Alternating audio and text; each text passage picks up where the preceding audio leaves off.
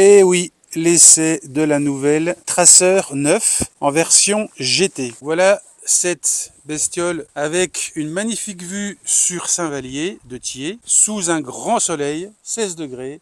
C'est super. Il existe 3 modèles. La Tracer 9 de base, la Tracer 9 GT, celle-ci, et la Tracer 9 GT+. La différence, c'est tout simplement les packs d'options, on va en parler. Alors, franchement, sur les bouquins, je trouvais la gueule bizarre, pas très top, avec ces nouveaux feux matriciels qui se règlent automatiquement en fonction des voitures, en fonction de ce qu'il y a en face, etc. Mais en vrai, eh bien, elle est beaucoup plus belle que sur les photos. Franchement, je trouve qu'elle a de la gueule. Ça fait cossu, ça fait racé. Franchement, elle est très jolie. Et ces feux, je les trouve tout simplement magnifiques. Donc encore une fois, elle est franchement plus jolie en vrai qu'en photo. Alors, la différence entre les versions, tout simplement la version GT, celle-ci, donc, a les valises. Alors on va en parler parce que c'est quelque chose qui me déplaît un petit peu, je dirais. C'est un petit peu le côté négatif. Il y a les suspensions semi-actives. Donc ici, on voit le haut des suspensions actives avec le réglage de la précharge. Il y a le shifter up and down qui marche absolument fantastiquement bien. Et 2-3 autres trucs. Je ne vais pas vous faire la liste de ce que vous pouvez trouver sur le site internet de Yamaha. Alors après, de base, il y a tout ce qu'il y a sur la MT-09. Je ne vais pas vous faire toute la liste. Il y a le cruise control, il y a le réservoir qui s'ouvre uniquement 1 minute après que vous ayez coupé le contact. Donc c'est automatique aussi en fermeture. La GT+, quant à elle, aura le radar adaptatif, aura de série le contrôle de pression des pneus également. Et par contre, chose très importante, autant la Tracer 9 que la Tracer 9 GT vont exister en boîte mécanique ou en boîte automatique. Celle-ci, c'est une version mécanique. La GT+ ne sera que en version automatique. Alors si cette GT a les valises, elle n'a pas le top case d'origine qu'on peut évidemment rajouter. Pour l'essai de la boîte automatique, eh bien on a cette superbe MT-09 qui elle est en boîte automatique. Et donc on fait l'essai en même temps. Franchement, je trouve que c'est très bluffant. Si vous voulez connaître les différences entre cette boîte automatique AMT et l'AMT de BMW ou le DCT de l'Africa Twin de Honda, allez voir ma vidéo sur l'essai de la 1300 GSA. J'explique tout, je mets le lien dans la description. Même quand on est en mode automatique, on peut forcer up and down en manuel et on reste en automatique. Donc ça, c'est extrêmement pratique.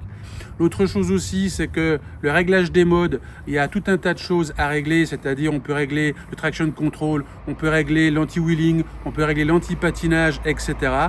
Tout se règle de 1 à 4 en version manuelle et on peut régler de 3 à 4 en version automatique. Donc on a quand même du réglage, même avec la version automatique. Alors au niveau des valises, ce qui me déplaît, c'est le volume, puisqu'ils font à peu près plus ou moins 25 litres de chaque côté. Alors la bonne nouvelle sur Yamaha, c'est que comme sur cette version, on n'a plus le pot qui sort, mais tout est en bas, ça permet d'avoir exactement les deux mêmes valises, ce qui est top. Par contre, c'est un petit peu dommage, ces valises aussi larges, avec si peu de contenance. Et en plus de ça, au niveau du look, franchement, je trouve ça un petit peu spécial. Alors vous allez me dire, oui, mais on peut très bien utiliser des valises de chez JV, Motec ou un autre. Oui, par contre, regardez ce qu'il y a sur cette version. Ici, on a une fermeture automatique. Donc on peut ici verrouiller ou déverrouiller. Voilà, on entend le petit bruit. Et ensuite, ici sur la valise, on appuie, tac, et on peut ouvrir. Je ne vais pas l'ouvrir parce qu'il y a plein de trucs dedans, ça va tomber. C'est valable pour l'ouverture de la valise, également pour l'enlever. Donc c'est super parce que ça, c'est très pratique. L'inconvénient, c'est que si vous mettez une valise d'un autre fabricant, bien évidemment, vous n'aurez pas cette fonction. Alors, je ne sais pas comment ça marche, je pense qu'il faut juste débrancher les fils. Mais c'est un petit peu ça l'inconvénient, c'est pour ça que je trouve cette solution de valise pas terrible. Le principe est bien, mais le volume n'est pas assez important pour moi. Alors, au niveau tableau de bord, on voit ici qu'on a un écran qui est tout simplement gigantesque. Et la façon dont il est fait noir et blanc, on peut le voir, je pense, très bien ici, c'est que même en plein soleil, il y a un contraste qui est super. Donc, c'est un écran qui est très moderne. Franchement, ça, c'est plutôt un bon point. On a ici, en dessous l'écran, une prise USB également. USB-C. Et du côté droit, on a une petite trappe. Je vais essayer de l'ouvrir sans trop bouger le téléphone. Ici, tac, on appuie, la trappe s'ouvre. Je vais de l'autre côté pour montrer ce qu'il y a dedans. Voilà, une petite boîte à gants dans laquelle on peut mettre le téléphone portable et on a une prise USB-A pour pouvoir brancher le téléphone. Par contre, si c'est un Pro super grand max machin que vous avez, peut-être ça va être un petit peu compliqué à fermer. Alors après, cette trappe ne se ferme pas à clé, c'est-à-dire qu'il ne faut pas laisser dedans un téléphone si vous allez le soir à l'hôtel ou quelque chose comme ça. Et ici on voit le bouton de mise en route, donc en fait on appuie dessus et on tourne pour mettre le contact, pareil que sur les MT-09. Alors on a également le pare-brise électrique qui se monte d'ailleurs très très vite, pas mal. Et ici sur l'écran, donc en utilisant le petit joystick ici, on peut très facilement aller au réglage, il y a les applications, enfin bon, ça je ne vais pas vous emmerder avec ça, vous connaissez. Juste un truc sur les poignées chauffantes, il y a 3 niveaux. Et en fait, chaque niveau, on peut le régler de 1 à 10. En sachant que déjà, quand on est au niveau 4, on se crame les doigts. Donc si par exemple, vous dites le niveau 1, je le mets à 3, le niveau 2 à 5. Si vous mettez le niveau 3 à 10, par exemple, vous pouvez. Mais alors à 10, bon, bah, vos doigts, ça devient des merguez, hein, je vous le dis tout de suite. Hein. Alors sinon, au niveau comportement, franchement, bon, bah, c'est la moto qu'on connaît, hein, c'est la MT-09 avec le CP3. Ça marche vraiment super bien. Là, elle est en rodage, donc j'ai pas pu trop accélérer. Mais franchement, c'est très très plaisant. C'est une moto qui est extrêmement agréable. Après, en ce qui concerne le confort, ça dépend, je dirais, de votre morphologie.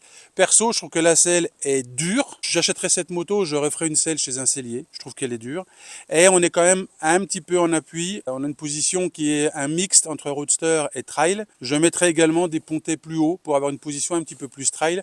Encore une fois, je vise toujours les road trips. Je parle pas de faire le con le week-end. Je parle de faire des grands voyages. Et là, par contre, je pense que des pontets seraient une très bonne idée pour améliorer l'ergonomie. Après, rien d'autre à dire que tout ce que vous connaissez déjà sur le MT-09. Tout est à peu près la même chose, c'est la même base de toute façon. Donc je dirais que comportement routier, freinage, moteur, etc., etc., c'est franchement super. Même en quatrième, ça reprend à 2000 tours, c'est un truc de fou.